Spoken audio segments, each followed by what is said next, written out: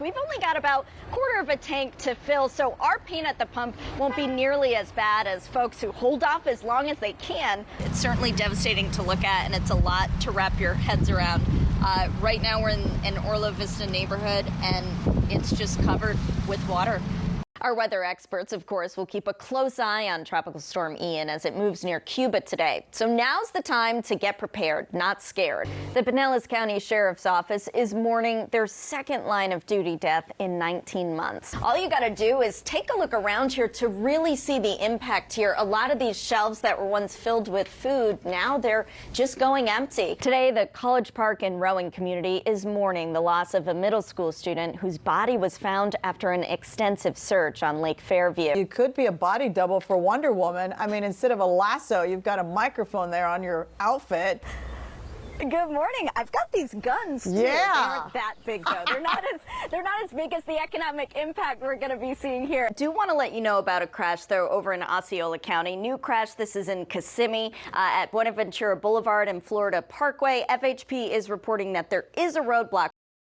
And I'm told the food bank's trucks actually go through more than 2,100 gallons of diesel a week for those food pickups. And at more than $5.19 or so a gallon, those extra costs are adding up fast.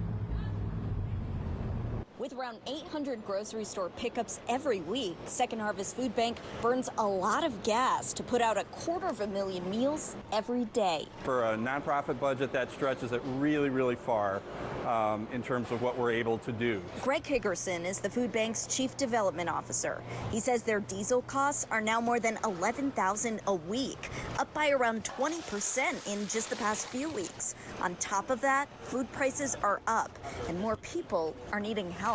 It's still a very high need, and we expect that to continue to climb as prices go up. People are at that tipping point. The food here gets picked up by hundreds of food pantries, soup kitchens, and the like. Hey, Dennis.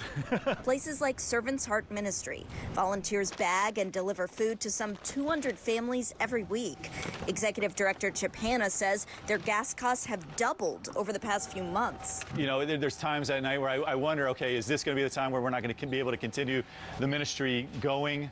Still, Chip is optimistic. He says they'll switch to every other week deliveries if need be to save on gas and still get the food out there. As for Greg, he knows no matter how tight their budget gets, they'll make it work. He says they have to because the need for this help is just too high. Our need is insignificant compared to the needs of about 500,000 people who are trying to get to work. They're trying to, make it work financially, but they're just a little bit short of that. And this situation with fuel prices doesn't help. And on top of everything, Greg says they are also dealing with added fuel surcharges when it comes to food that's being delivered from outside of Central Florida. Reporting live in Seminole County, I'm Rebecca Turco, Spectrum News 13.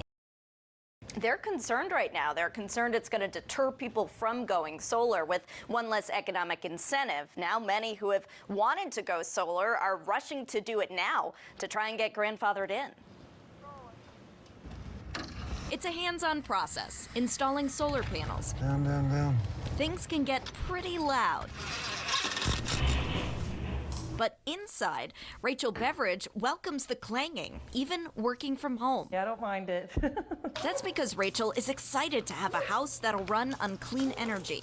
She and her husband had been considering solar for a while.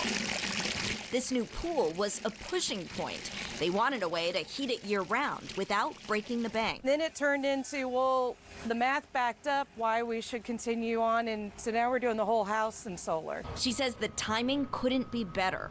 That's because state legislators recently passed a bill allowing utility companies to offer rooftop solar users less money for energy. Right now, those users get the full retail rate for any excess energy they send back to the grid. That means they can bank that energy as credits to use later, the chance to net zero their bills year-round.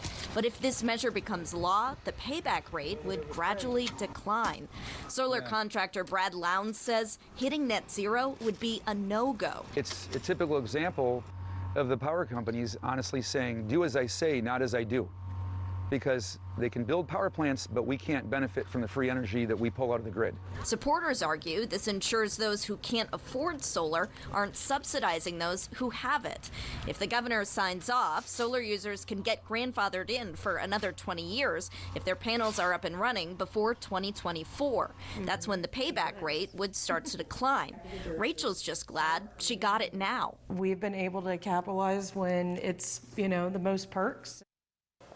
Florida Power and Light is a major supporter of this bill. The utility company sent us a statement saying net metering rules should be modernized to make solar energy more equitable for all Floridians. Adding, quote, this legislation would take an important step toward balancing the costs of solar expansion here in the state. Good Sunday morning. I'm Rebecca Turco in for Curtis McLeod. Time now for your top stories and weather in 90 seconds. A mandatory campus evacuation is set to go into effect tomorrow for students and staff at Bethune-Cookman University. Here's a live look from the university, which made the announcement ahead of potential impacts from Ian. Students are encouraged to leave campus as soon as today. President Joe Biden will not come to Orlando this week after all. The White House confirmed he's postponing the trip due to Tropical Storm Ian. The president was scheduled to attend a Democratic National Committee event in Orlando on Tuesday. And SpaceX successfully launched a new batch of satellites into orbit from the Space Coast last night. SpaceX is now on track to hit as many as 60 launches by the end of the year. Now let's get a check of your weather with certified meteorologist Amy Sweezy. And Amy, lots to talk about with Ian this morning. Yes, it is still a tropical storm.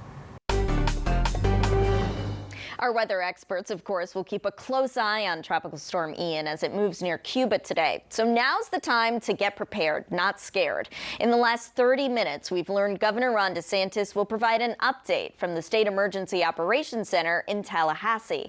That's expected at 11:30 this morning. We'll bring that to you live. Just yesterday, Governor Ron DeSantis expanded his state of emergency order to include the entire state.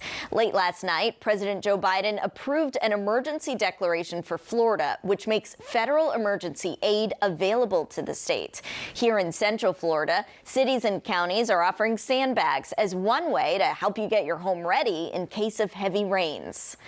And the storm that caused damage in Puerto Rico has now also left its mark on parts of Canada. Fiona knocked out power to many on Canada's Atlantic coast. Officials are calling this a landmark weather event. The storm destroyed homes along the coast of Newfoundland and flooded streets in Prince Edward's Island. Officials are urging people to remain inside.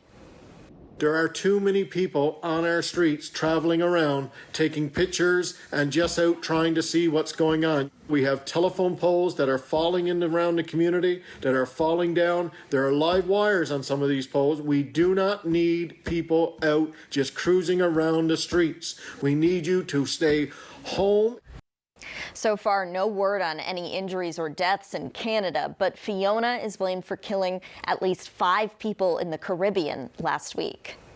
Hundreds of thousands of Puerto Ricans remain without power about a week after Fiona's first impacts. Government leaders and first responders say they are working to restore outages all throughout the island. Spectrum News reporter Juli Cesar Garcia reports from San Juan, where frustration continues to rise.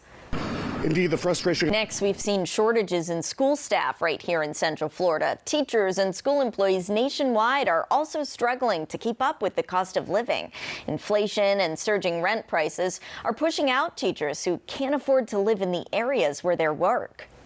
It's sad to live the way we are because of inflation, and everything is going up except your paycheck. Your paycheck is not going up, so it's like, oh Lord, how am I going to continue to survive? Many educators blame the rising cost of living for forcing them to leave the profession overall. As we've seen, that's heavily impacting the push to fill the gap of teacher shortages across the nation. Daycare costs are going up, presenting challenges for families nationwide. Spectrum News 13's Erin Cotel Altman explains how those rising costs are impacting working families. Whoosh, I got you. Point guard Cole Anthony is making waves on and off the basketball court. just meeting an NBA player, whoever. Well, like, it didn't matter what type of NBA player it was. I'm like, yo, this dude's like, he's where I want to be when I grow up. Like, it's the coolest thing in the world. How he's giving the next generation of athletes a chance to show off their skills and build their confidence. But first, let's check in with certified meteorologist Amy Sweezy again. Amy, how's it looking on this Sunday? Yeah, today will be a little bit cooler.